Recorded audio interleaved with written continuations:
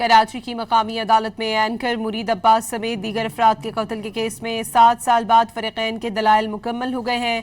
अदालत ने फैसला महफूज कर लिया है। फैसला 9 जुलाई को सुनाए जाने का इम्कान है। मजीद इस बारे में तफसीलात हासिल करेंगे डॉन न्यूज़ के नुमाइंदे शफी बलोच से।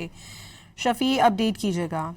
जी, एडिशनल डिस्ट्रिक्ट एंड सेशन जज की अदालत में आज जो है वो एंकर मुरीद अब्बास समेत दो अफराद के कत्ल केस का जो है वो समाप्त हुई थी, जहां पर अदालत ने तरफेन की दलाल सुनने के बाद अदालती कार्रवाई मुकम्मल होने के बाद 7 साल बाद जो है फैसला महफूज कर लिया है और मुकदमे की आइंदा समाअत 9 जुलाई को होगी और इम्कान जाहिर किया जा रहा है कि आइंदा समाअत में जो है वो फैसला सुनाया जाएगा।